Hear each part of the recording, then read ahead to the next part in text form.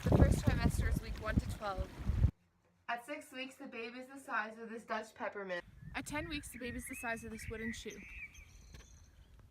At 12 weeks, the baby is the size of this fetus. The second trimester is week 13 to 27. Week 17, the baby is the size of all these stroopwafels. At 22 weeks, the baby is as long as this hahak seasoning. The third trimester is week 28 till birth. At 28 weeks, the baby is the size of the sucrebola, loaf of bread. Pregnancy starts from the first day of your last period. So week 1, you're not actually pregnant, and week 2 is when you ovulate. The baby's sex and genetic characteristics are determined right as the egg is fertilized, so like hair color, eye color, body type. And now the baby is called a zygote, which has 46 chromosomes, 23 from each parent. Week 4, a sheet of cells begin to create the neural tube in which the brain, spinal cord, and backbone will form. During week 5, the major organs such as the heart, stomach, liver, and kidneys will begin to form, as well as the digestive, circulatory, and nervous systems. The baby's heart will also begin to beat. During week 6, the baby has tripled in size. Brain hemispheres are forming, so brainwaves can be recorded. During week 7, the eyes, nostrils, mouth, and ears will begin to develop. The brain also becomes more complex, and 100,000 brain cells are produced every minute. The baby starts to move, but is unnoticed by mom. At the end of week 10, the embryo will be classified as a fetus. Webbed-like hands and feet begin to separate into fingers, toes, and bones. The bones begin to harden, and then the kidneys produces more urine. The brain continues to develop at a fast rate of 250,000 cells per minute.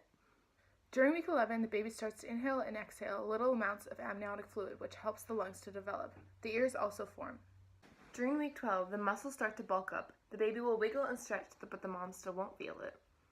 During week 13, the body is growing more proportional to the head. All central organs have formed completely, and the baby is able to stick its thumb in its mouth. During week 14, the roof of the baby's mouth is formed. Sucking reflexes help create full cheeks. During week 15, ultrafine hair covers the baby's body to help retain heat until they gain enough fat. Then the hair falls off. The baby begins flexing facial muscles and creating facial expressions.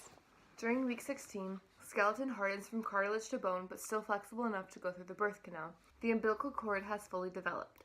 In girls, the ovaries begin to form hundreds and hundreds of eggs. During week 17, the baby's arms, legs, and body have cut up to the size of its head.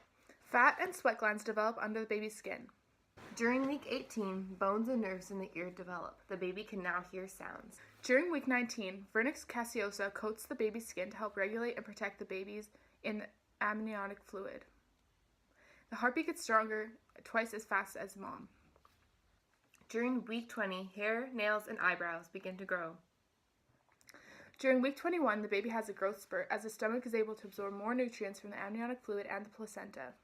During week 22, the see-through skin becomes opaque. The baby begins to develop a sense of touch. The eyebrows start growing and hair will sprout out of the scalp.